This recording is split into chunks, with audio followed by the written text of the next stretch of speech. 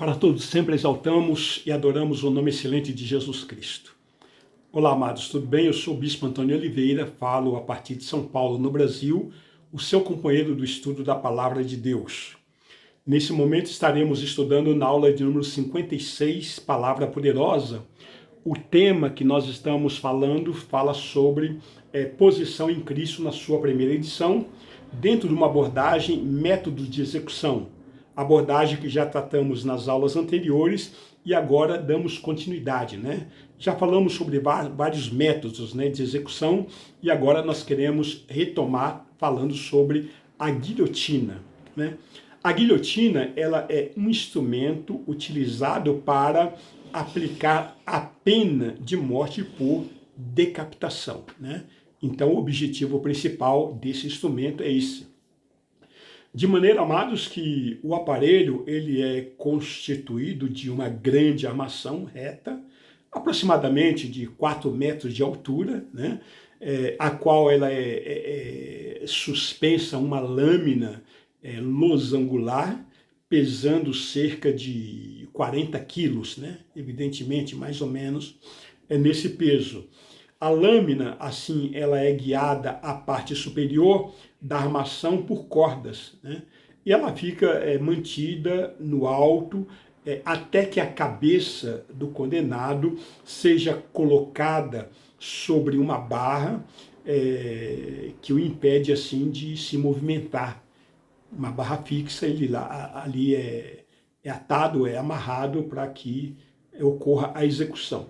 Em seguida, a corda ela é liberada e a lâmina cai de uma altura, uma distância de aproximadamente 2,30 metros, e ali seccionando o pescoço da vítima. Assim, as medidas, o peso indicado são as das normas francesas, né? Porque foi através da França que nós tivemos esse método, né? Foi o médico francês Joseph Ignace Guillotin, que viveu de 1738 a 1814, que sugeriu o uso desse aparelho de aplicação de pena de morte. Agora, na realidade, a agonia do enforcado podia ser longa e certas decapitações a machado não cumpria seu papel ao primeiro golpe, o que aumentava consideravelmente o sofrimento da vítima, né? Então, mas não foi ele, o Guillotin, o inventor desse aparelho de cortar cabeças, né? Ele já foi usado muitos séculos antes de Guillotin. Na verdade, apenas sugeriu a sua volta na Revolução Francesa como um eficiente método de execução humana. Essa foi a sugestão de Guillotin. O aparelho ele serviu para decapitar, preste bem, 2.794 inimigos na Revolução em Paris. No primeiro projeto de guilhotina, havia uma lâmina horizontal. E aí foi o Dr. Louis Celebre, um célebre cirurgião da época, que preconizou, né, em um relatório entregue no dia 7 de março de 1792, a construção de um aparelho de lâmina oblíqua, única maneira de matar todos os condenados com certeza e com rapidez, né? O que era impossível com uma lâmina horizontal. Então ele alterou o seu projeto e aí apresentou esse novo projeto. Calculam-se 15 mil vítimas da guilhotina entre 1792 e 1799. No período de terror, para você ter uma ideia, constataram-se 40 mil mortes na guilhotina. 25 de abril de 1792, o operário Nicolas Jacques Paletter, né, foi o primeiro condenado à guilhotina. Agora, no dia 21 de janeiro do ano de 1793, Luís XVI, ex-rei da França, foi guilhotinado. No dia 16 de outubro de 1793, Maria Antonieta da Áustria, ex-rainha da França, também foi guilhotinada. Já no dia 8 de maio de 1794, Lavoisier, químico francês, considerado o criador da química moderna, ele foi guilhotinado naquela data.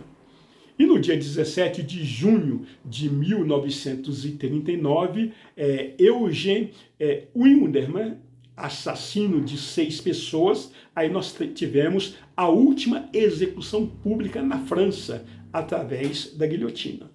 No dia 10 de setembro de 1977, em Marsella, última execução, a de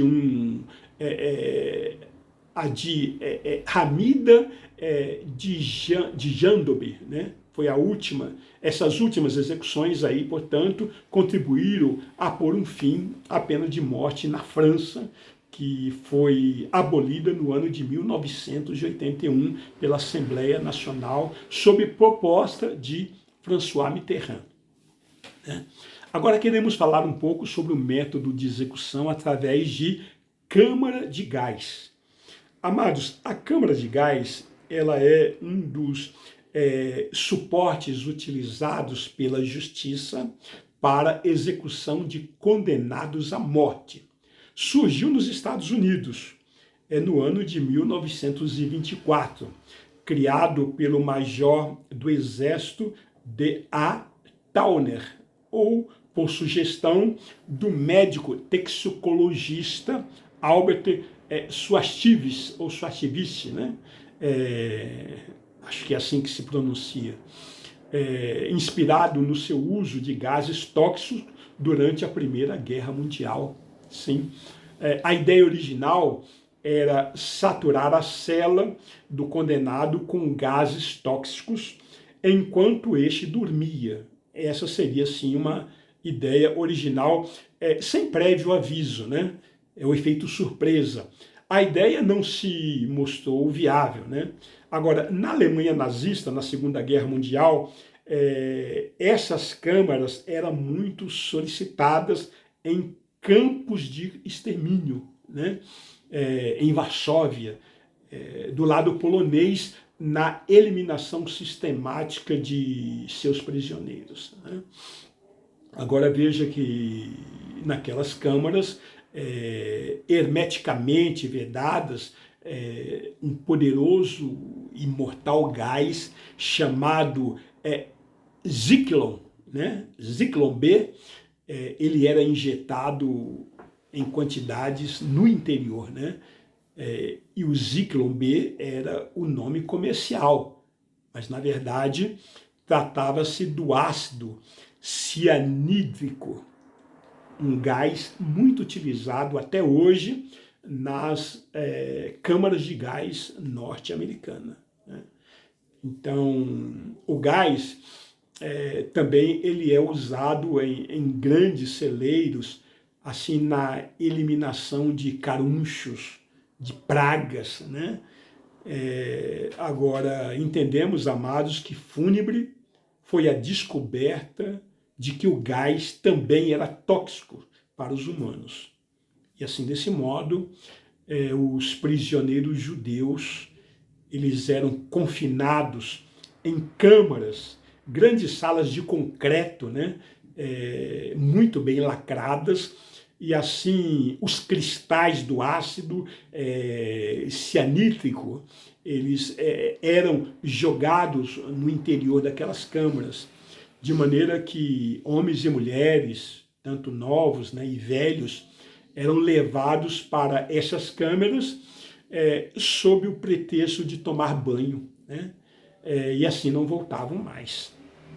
Sarcasticamente, os alemães até colocavam banda ali para distrair os judeus, para enganá-los. Também era realizado um cuidadoso trabalho para que as vítimas realmente pensassem que tomariam banho, e sairiam de lá vivas. e os alemães ordenavam que todos tirassem as suas roupas, e depois cada uma das vítimas recebia ali um cabide com uma numeração específica para que colocasse ali as suas roupas, para que depois do banho, né, assim como eles estavam informando, então eles pudessem voltar e pegar os seus cabides numerados e reaver assim os seus objetos pessoais, as suas roupas, né? E as pessoas eram obrigadas a levantar os braços ao entrar para que assim houvesse mais espaço para acomodar mais pessoas, né? E assim que as pessoas se fechavam, a luz ela era apagada e o gás começava a invadir a câmara. Amados, dessa maneira, muitas vezes as paredes elas tinham de ser lavadas cuidadosamente após cada utilização, sim, porque no desespero várias pessoas se jogavam contra as paredes, elas se jogavam umas contra as outras, né, dentro daquela agonia. A última utilização das câmaras de gás ocorreu no ano de 1944, em Auschwitz, né, o mais tenebroso campo de extermínio. A câmara de gás ela é ainda uma forma de aplicação de pena de morte. Continua sendo legalmente permitida em alguns estados americanos. Sim, embora seja normalmente utilizada para esse efeito, né, a injeção letal. Então, normalmente é a injeção letal que se utiliza, mas raramente se utiliza ainda a câmara de gás. O último condenado executado por esse método foi Walter Langrande, no dia 4 de março de 1999, no Arizona, né? Falando sobre a forca ela é o instrumento usado para execução de pessoas, né, de réus, presos, condenados à morte, assim como para assassinos, né, ou no caso de suicídios também. É composta por um poste de madeira com uma corda amarrada em forma de laço, né, e assim o executado ele era colocado de pé sobre uma mesa ou uma cadeira, um assalpão ou um veículo, um exemplo, uma carroça, né? E o laço era posto em volta do seu pescoço. Então, removido aquilo que os seus pés, né, as vértebras cervicais se rompiam e ele acabava morrendo, né? O condenado ele morria por asfixia causada pelo laço, também dessa forma, tanto por obstrução respiratória quanto por obstrução das veias jugulares e das artérias carótidas, né? A morte ela seria assim lenta e dolorosa. Agora, muitas vezes esse método é visto como uma morte suja, sim, porque o condenado ali ele liberava fezes, urina, né? Ele perdia o controle naquela agonia, naquela aflição. Entre os importantes líderes condenados à forca, nós temos aí a personalidade internacional recentemente, né? Muito próximo de nós, executada dessa forma, o ditador iraquiano Saddam Hussein, que foi executado no dia 30 de dezembro do ano de 2006. E destacamos também ainda algumas figuras importantes condenadas no julgamento de Nuremberg, né? Dificilmente,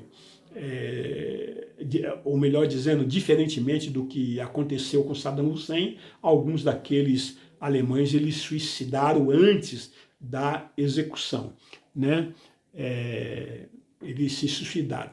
Também merece destaque aí ao líder da Inconfidência Mineira no Brasil, Joaquim José da Silva Xavier Tiradentes, que foi enforcado no dia 21 de abril de 1792. Que o Senhor te abençoe, que o Senhor te guarde e que o Senhor continue trazendo ao seu coração essas informações brilhantes. Amém. Até a próxima.